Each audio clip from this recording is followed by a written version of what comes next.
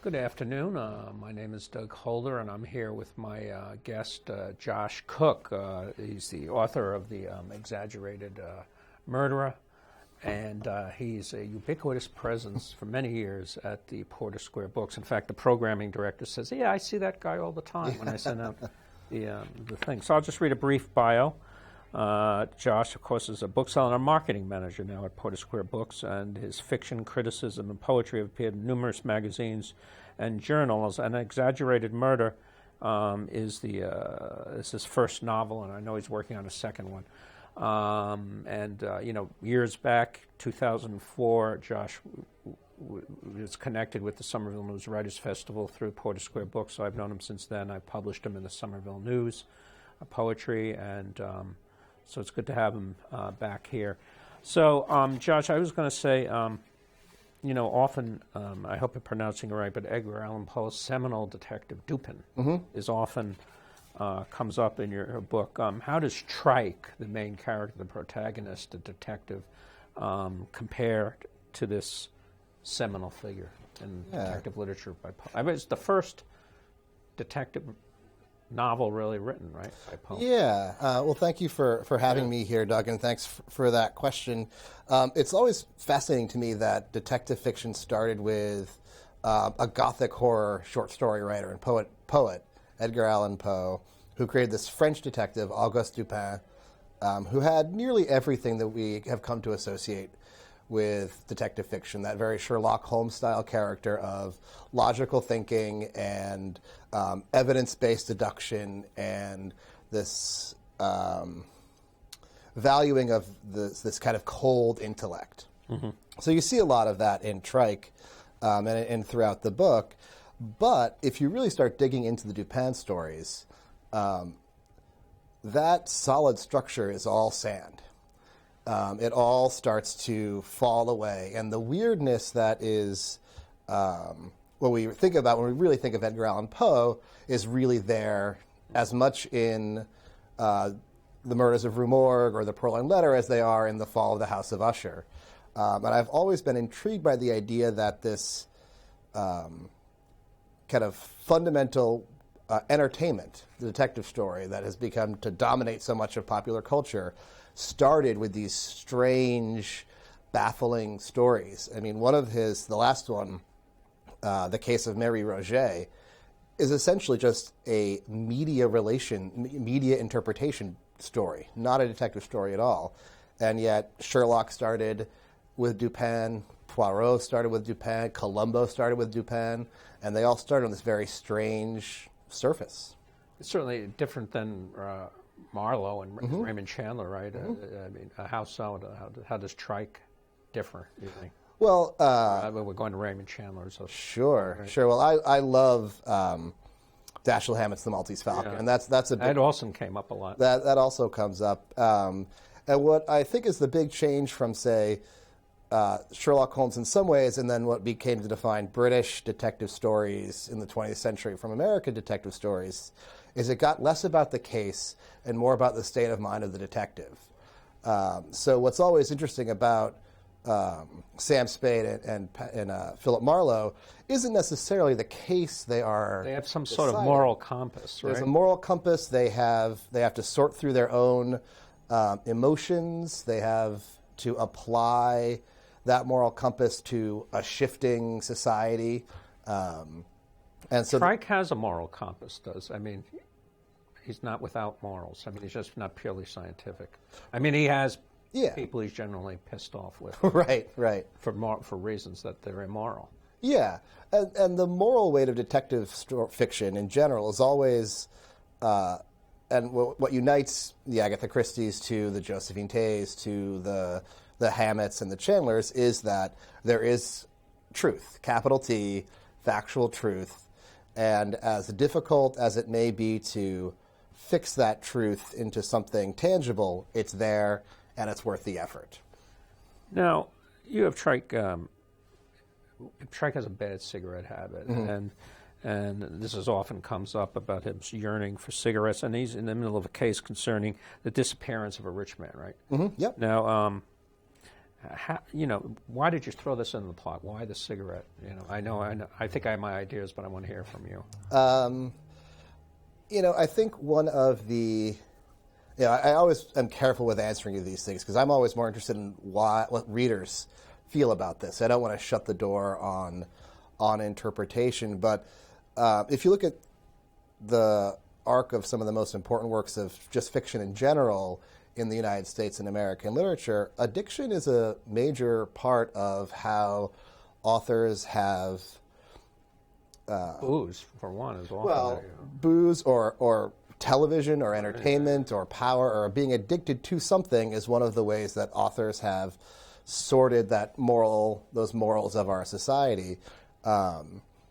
And it'd almost be inaccurate not to have a character who is faced with some kind of addiction in a story. Even as we, even if maybe it's unusual for any human being. I mean, most people I know have some sort of an addiction. Exactly. Exactly. So it's a very human thing. But also by stopping the cigarette addiction, which sort of maybe spurs him on. Maybe he's more driven through this through this angst he's having over kidding cigarettes. I don't know. Yeah, there are. Whenever one of the challenges, one of the great successes of Conan Doyle's Sherlock is you had essentially an emotionless character who there was still great emotional import to. And so the way Doyle did that is by pairing Sherlock with the much more human Watson. And so, again, I don't want to close off interpretations, but part of balancing an inhuman intelligence with a human storytelling is finding ways to create relationships that those of us without perfect recall can relate to. No, I didn't think that, maybe I'm wrong and maybe I overlooked this, but you didn't say exactly where the story is set. A lot of people, a lot of writers want a strong sense of place. Maybe I thought maybe you might do Boston or something like that, but you didn't. Why was that? Stories can only bear so much weight, I think. Yeah. And not every story bears the weight of place or bears the weight of lyrical prose style or bears the weight of deep critical inspection. And just when I came to tell this story and try to find the best way to tell it, despite all the authors it has all the things of a sort of a down at the heels city. Has a lot of bad sections. Worn out buildings, worn out people. You had the old timer who was sort of like in some Section 8 deal and drank booze all day. Had a drinking habit also. And so I was thinking of some Midwestern city or something. Yeah. Like that. What were you thinking? Were you thinking of anyone? I really wasn't. And, I do think that even if for no other reason than the convenience of allowing identification, Gotham is a handy place to set things. They're definitely one of my kind of prouder moments is when I'm describing there's a scene in a really gross karaoke bar, and someone says, "Oh, I know exactly what that bar is," and you don't necessarily get that if you set something in a specific place. And so I would hope that as you could say, there are these Midwestern towns that had at one point 125,000 people, and now they've winnowed. Or you could even say this looks a little bit like Lowell or Fall River, or you could say, oh, it looks like someplace even where I grew up in Lewiston, Maine, which is a lot smaller but still has urban issues. But ultimately, it came to what can the weight of this story bear, and I don't think it could bear the weight of being in Boston or in the Midwest or in Lewiston or in Fall River. It might overshadow everything, or just too much. Yeah, it just asks the reader to keep different things in their heads than maybe I wanted them to have. Yeah. So this was a conscious decision not to. It grew out of it. I mean, there was, you start with your core idea and you surround it with all the rest of the story. And at one point you find yourself with this massive unwieldy bouquet of elements, and you've got to get it down to what works. Now, Max, who's his assistant, Lola, who's his assistant, love interest, their sidekicks, and they revolve around Shrike. I'm just saying a lot of writers, I haven't written many short stories, but, I when I have, they're sort of composites of people I've known in my own life. I mean, is that true of anything, or are these just completely original creations? I don't think there's such a thing as a completely original. I wouldn't say that any one of them is a particular person. But, they all draw heavily from both people I've known and books I've read, characters I've met who, the greatest characters do become people in your life that you can draw from. There's a lot of my partner in Lola. There's a lot of my father in Max. But neither one of those characters are those people. Okay. That's what I mean, composites, yeah. Yeah. So I was going to ask you, Trike isn't. I don't know. I find him obnoxious and a know-it-all, and not someone you would probably want to share a beer with. Right. I mean, unless you were sort of into that. Yeah. Yeah. Why did you make him that way, an unlikable character? If you agree that he's an unlikable, I mean, I'm sure we all have likable qualities, but overall, he's insufferable. Yeah. Yeah. I think likability is. Overrated. Well, it's not overrated, but it's not. I don't think it's my choice to decide if you're going to like a character or not. And so, and that's one of the great things about being a reader and interacting with the text is you have some power over that. Is that I can't tell you that Trike is not insufferable to you. What I was trying to. Are you surprised that I thought he was insufferable? Nope. No. Even everyone in the book thought he was. A lot of them. Yeah, and the important thing is to, find ways to get whatever that story, that truth is, out. And if your character, if in doing so your character doesn't have much regard for social graces or is tactically abrasive, as I think Trike sometimes is, then you do it. And if a reader is so put off by that they don't like the book, that is the reader's power. Right. I mean, he lets out his full intellect all the time, and as opposed to, let's say, a Columbo who acted like an idiot but was very bright. So he had his own style. Now, tell me a bit about your background. Did you grow up in a literary family there in Littleton? I grew up in Lewiston, Lewiston, Maine. I grew up in a readerly family. I wouldn't say it was necessarily literary. Were your parents teachers? My mom worked in a high school. Is she watching now? She probably is. She might be. She's streaming at work. So my mom always worked in the schools as a guidance counselor at some level. She worked with at-risk teens, so teens who were at risk of dropping out. And now she works with adult and continuing education. My father spent most of his life as a social worker, always focused on organizations and initiatives that look to improve the lives of vulnerable children.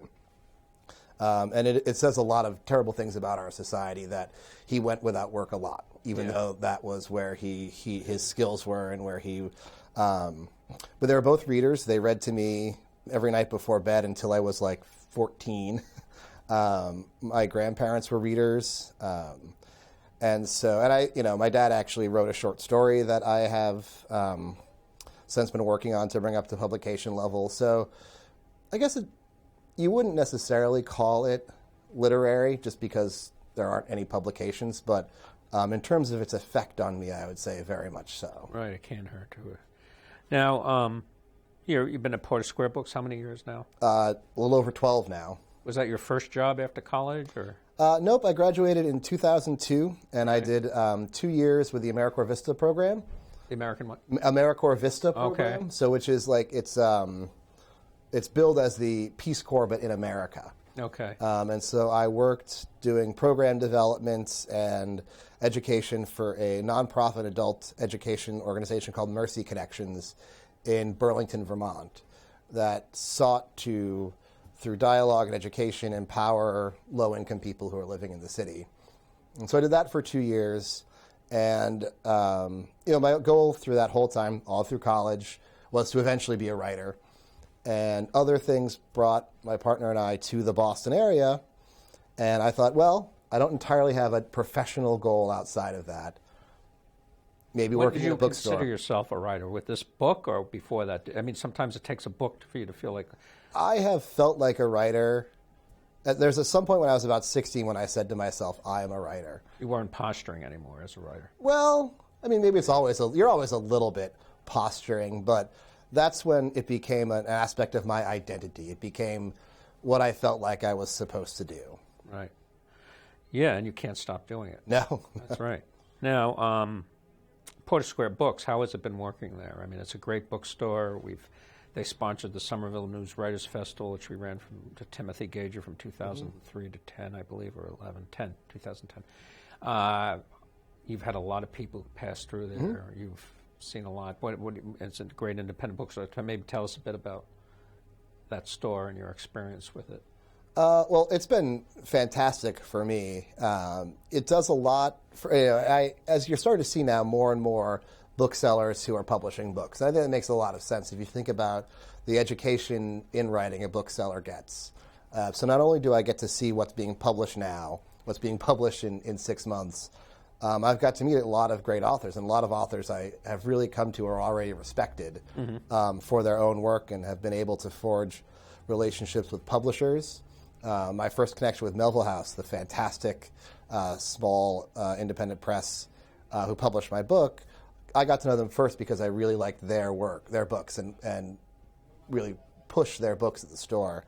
And so it's been a great relationship for me. I feel like I've become part of a community. I can't imagine not working there while I'm, as long as the world keeps me in this area. Right.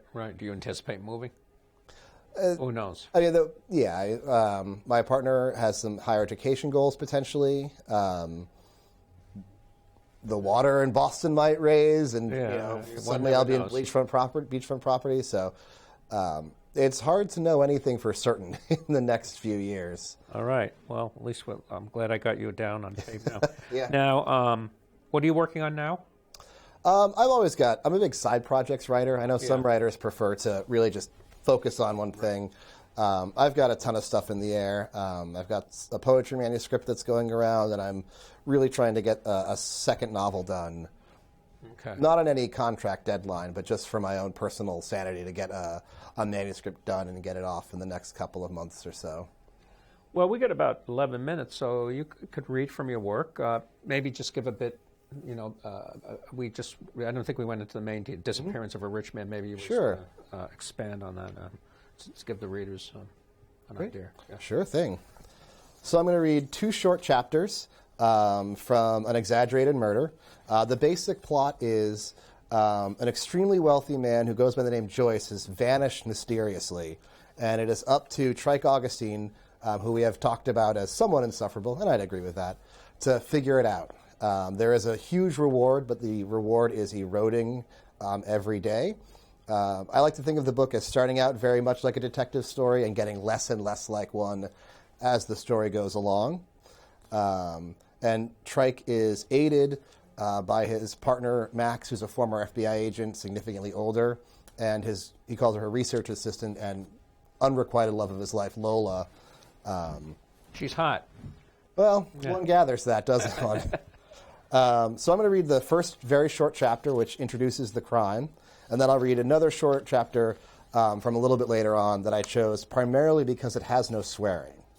So if you like a lot of swearing in there. If you like swear words, this is the book for you. I remember I said, you don't seem like a guy who swears a lot, but your book is full of it. Yeah, but I enjoy swearing a lot, but I won't swear on camera today. Right. This is the first chapter. It's called All Ordinary Nooks of Concealment. A daredevil's thrill surged up his spine as the blood approached the toes of his shoes. An inspiring and destroying thrill for criminals, detectives, and other artists of existence. If the observed pattern held, his adversary, Trike Augustine, would be awake, despite the lateness of the hour, wallowing through one of the labyrinthine fugues that plagued the young detective's many sleepless nights. He checked his watch again. As planned, traffic had ceased on the adjacent road 54 minutes ago. There was no point in lingering in the study with the blood, but he found himself in an unforeseen grotto of calm.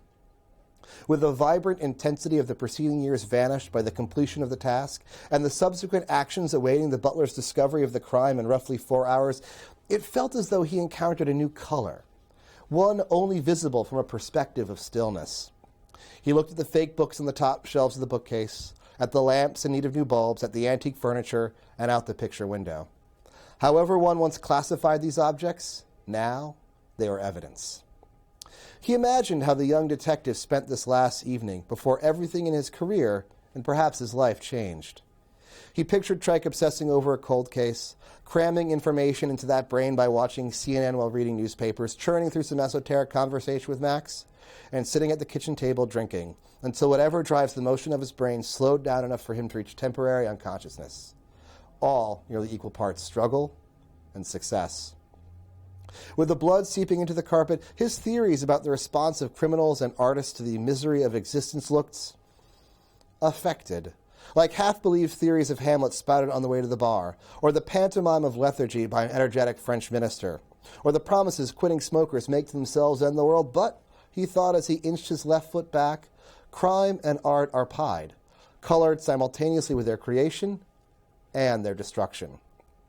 He checked his watch again. Power does not come from the ability to seduce, but from the ability to resist seduction. So he ignored the thrill of the advancing blood, rejected the luxury of the calm moment, ceased imagining the activities of his adversary, and fled the crime scene. And the second chapter takes place a little bit later in the story. I don't need to tell you all that much about what's happening in the case because not all that much is happening in the case. This chapter is called Communication at its Finest, and it features Trike and Max. Communication at its finest.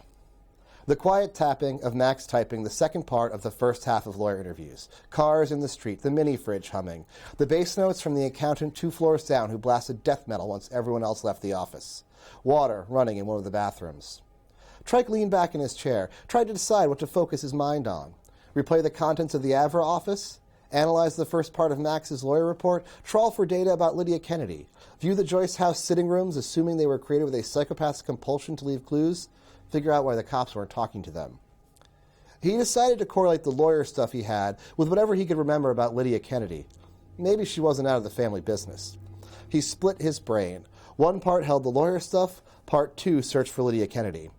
An image of Trike descended a spiral staircase in his mind, past the floors that held frequently relevant information, past the floors of data consciously remembered, past the stuff everyone just needs to keep in their heads, all the way down to the floor where the stuff that just stuck was collected. The image of Trike walked 4 years into the past. On this floor, dates were correlated with intentionally remembered events that acted as mooring for whatever else Trike observed. He went to Lola and I Try That New Pizza Place. Starting from that event, he reconstructed the rest of the day, sifting the effort to prioritize news media. A brick smashed through the office window. Trike spun out of his chair, dragged it into the middle of the room, and hurled it out the window. The chair landed on the roof of a car, shattering into clattering kindling and splinters. A string of scared curses was hurled back. Car doors slammed. Tires squealed. The brick throwers sped away. Max poked his head into Trike's office. "Why is it always the chair?" he asked. "Imagine, if you will," Trike said, "what goes through their heads, dusting off their hands, another brick well thrown, when suddenly they hear the sound of more glass breaking above them. The sound connects with their preconceived notions of projectiles and windows, and their minds see the brick coming back before their eyes can see the brick. But it is not a brick. For an instant, gravity has been turned inside out. Everything they know about their world, everything they believe forms the base of their world, dissolves. The turtle we rest on stirs. It breaks their brain, and then," Trike waved as if he were coaxing the aroma of a freshly baked apple pie to his nose, "the particular tenor of their curses." "That's worth the cost of a chair?"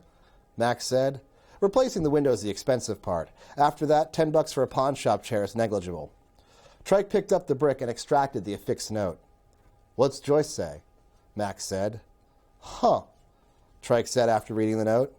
I hate it when you say that, Max said. It's not from Joyce. It's not from Joyce? Trike popped a piece of nicotine gum. Nope. What's it say? Horatio Bottomley never forgets. Bottomley? Glad to see he can afford bricks. See, this is what threats are supposed to be like, Trike said. It's direct, simple, causes me consternation, imparts a clear message, the maximum effect for a minimum effort. A whole pig still bleeding with a hand-stitched note is a lot of effort to convey a message. And unheeded threats are supposed to escalate, Trike continued. If you start with a pig, you follow up with a dog.